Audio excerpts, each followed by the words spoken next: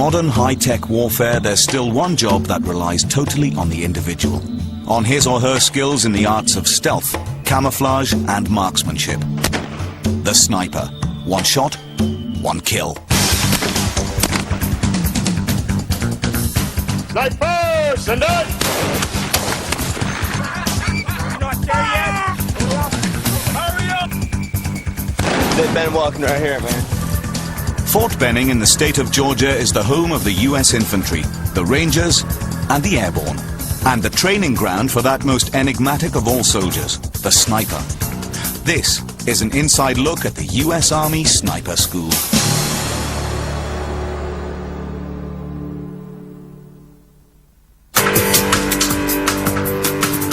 Alone or with a spotter, snipers can change the equation of the battlefield. They operate by stealth and cunning, hiding and waiting for a chance to take out the enemy one by one. Armed with an M24 rifle, spotting scope and supplies on their back, they can be on a mission for days. The element of surprise they bring to the battlefield can throw the enemy into chaos. One shot, one kill!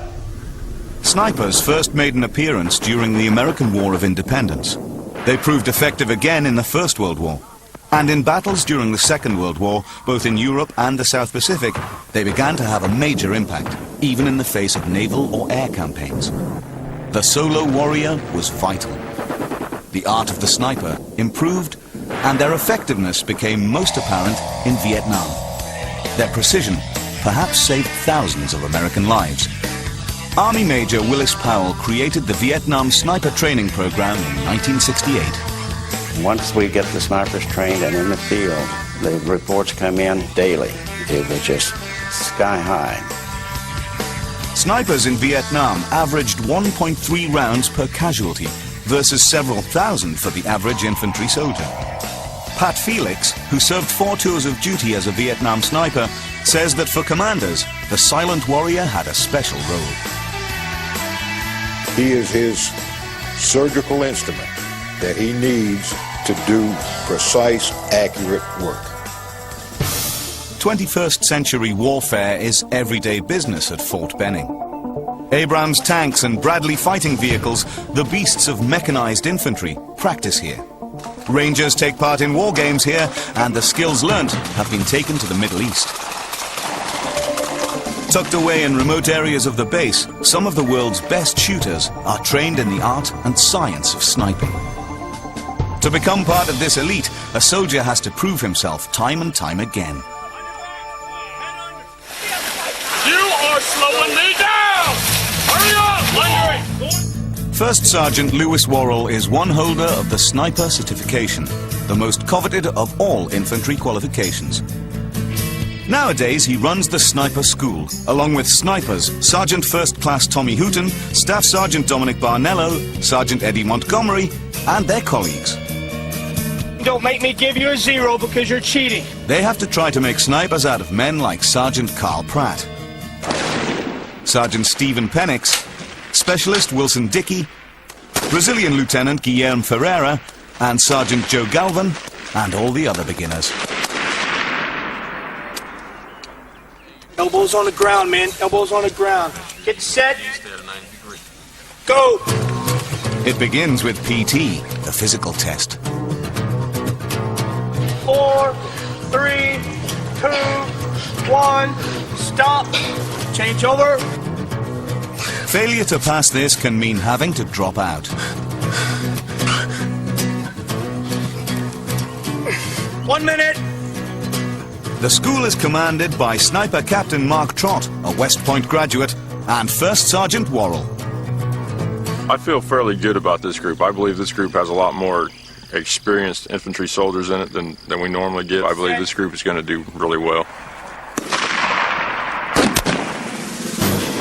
The school is under constant pressure. The Army needs more covert operators. Will Class 0402 improve the graduation rate? These troops are Rangers, Airborne, and Army Scouts. Their goal is to earn the distinction of Bravo 4, the Sniper Certification.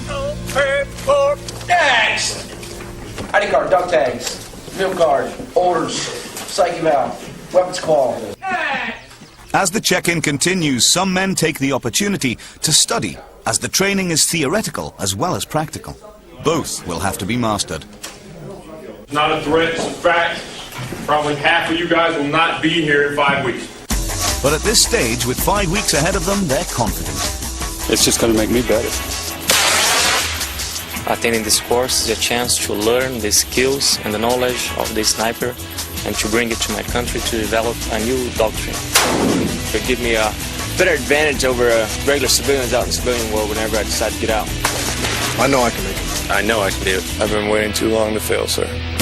There are physical requirements that the students will have to achieve here. Moving with a lot of heavy equipment, moving in the ghillie suits themselves is physical. So we test them on the Army Physical Fitness Test to see if they have the requisite level of fitness to pass the course. The run is a relatively easy start.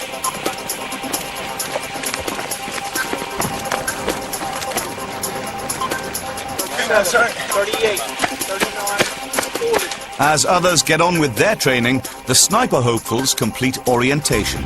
They move into their new quarters, Spartan World War II era barracks. There's some people that might have had the luxury of different accommodations and they might think of it as this being a rat hole. But me personally, as long as I'm not sleeping out in the mud and in the rain, I'm golden. Sergeant Pratt is chosen class leader. You're going to write your room number on there, and you're going to go ahead and then write the names of the personnel in that room. A veteran of Bosnia and Desert Storm, Sergeant Stephen Penix is, at 38, the class elder. Some of them are going to look at me and go, yeah, can he make it? There's 3 guys redoing the PT test tomorrow because they didn't make it, and I'm not one of them. So that's point number 1 right there. As they settle in, the can I make it question hangs in the air. The day starts early, at 4 a.m. A time to get acquainted and to wait. Time for Lieutenant Guilherme Ferreira from the Brazilian Army to reflect on cultural and language differences.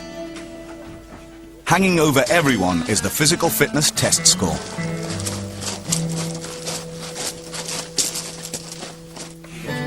In the first days, 4 men are dropped from the course.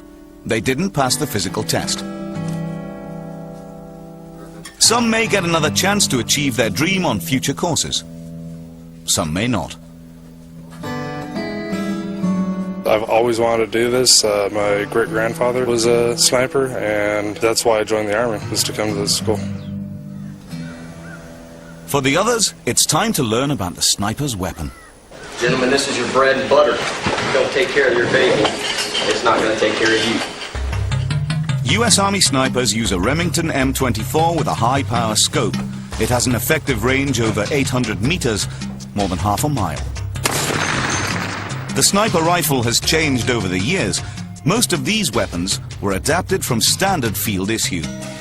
But the M24 has been designed as a total firing system, created by snipers with help from the sniper school.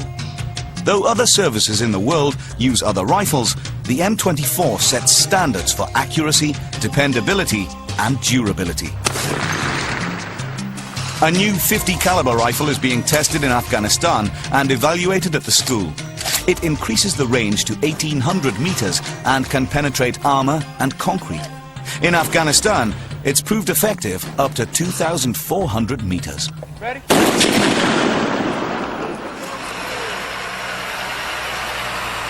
It's week 2 for US Army Sniper Class 0402. Make sure that we have our bolt handle locked down so we don't lose it. Keep your muzzle out of the dirt. This is a week which will see their number reduced. The training is a long haul.